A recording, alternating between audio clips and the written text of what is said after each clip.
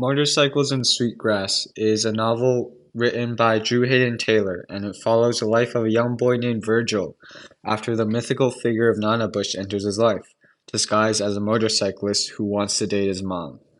I really liked how the author explained indigenous stories and indigenous culture in a modern fashion. He makes jokes about the absurdity of some indigenous stories, such as Nana Bush's rivalry with raccoons, while making sure that the reader understands the importance of these stories to indigenous culture.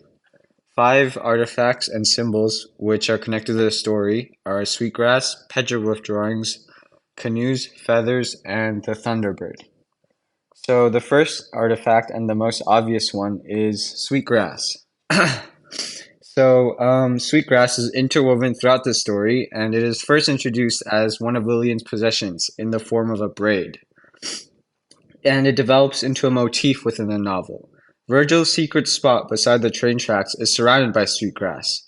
In indigenous culture, sweetgrass is used as a weaving material as well as a medicinal herb. Sweetgrass is used in traditional ceremonies such as a smudge pipe ceremony, and it is burned as incense. Sweetgrass is seen as a sacred plant and represents the strength found in the indigenous community as well as spiritual peace. Sweetgrass serves a similar purpose within the novel. When Virgil feels troubled, he returns to the field of sweetgrass beside the train tracks, and the herb heals him and it brings him inner peace. Um, the second artifact is petroglyphs. So near the end of the novel, Virgil and John meet at Virgil's rock. On this rock, the two characters reconcile, and John flips over the rock to reveal a petroglyph on the underside. Petroglyphs are drawings carved into rocks, and they often depict animals or spiritual figures.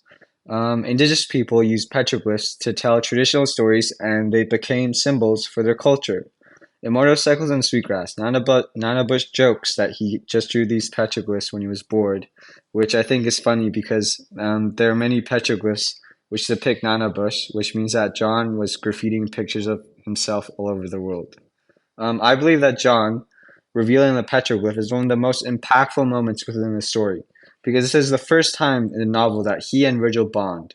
It is the petroglyph and the rock which unifies the two characters, because in a way, they're a part of a new Nana Bush story, a story which is no longer preserved in a petroglyph, but in this book. And then the third artifact that I chose is the canoe. So in Virgil's quest to stop John from dating his mother, he enlists the help of his Uncle Wayne. To reach Uncle Wayne, Virgil borrows a canoe and sails to Wayne's island. In indigenous culture, canoes were used as a mode of transportation across bodies of water. They were made from birch bark tree trunks because of the birch bark's lightweight and water-resistant grain. Although canoes are no longer made from wood anymore, they are a symbol for the indigenous people and their traditional way of life. In Otter Lake, many of the citizens have abandoned the traditional Aboriginal lifestyle, and it is only Uncle Wayne who adopts this minimalistic way of living. By living on the island, by living on the island. Within the story, Uncle Wayne is the most connected with the land. He is the most connected with the land. He uses the trees on his island to train his martial arts, and he defends his island from trespassers wishing to destroy it. This is why Virgil must use a canoe to reach him. If Virgil wants Uncle Wayne's help, he must also embrace the Aboriginal lifestyle, which is symbolized by him sailing across a lake on a canoe. And then the fourth artifact I have is feathers. So in Motorcycles and Sweetgrass, when we first see John, he is described as this magnificent, handsome stranger. Alongside his attractive character is a beautiful motorcycle. The motorcycle even more magnificent and gorgeous than he is. The motorcycle becomes an extension to his character.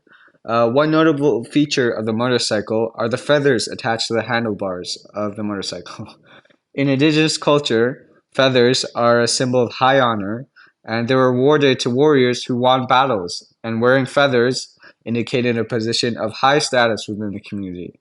I think this small detail of there being feathers added to his handlebars gave him an impressive impression on the reader and the citizens of Otter Lake. We see that John isn't just some random tall white guy, but someone more powerful. It gives depth to his character, and it makes the reader more curious about who he really is. And then my last side effect is a thunderbird. So when we are first introduced to John, his face is covered by his motorcycle helmet, which is sculpted in the shape of a thunderbird. A thunderbird is a mythical creature in indigenous stories which can create lightning and thunder by flapping its wings. It is revered among the indigenous community, and this is why it is ironic that John is wearing the helmet.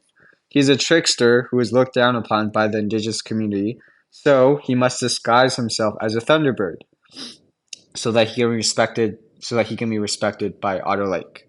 This is a sad aspect of John's personality. He wants to be liked, so he disguised himself as someone else. But when his true self is revealed, people hate him because he lied to them by pretending to be someone else. So, because people don't like him for his true self, he continues to disguise himself as something else, like the Thunderbird, which makes people hate him more, and this cycle just continues. And then we see this sequence of events unfold in Motorcycles and Sweetgrass.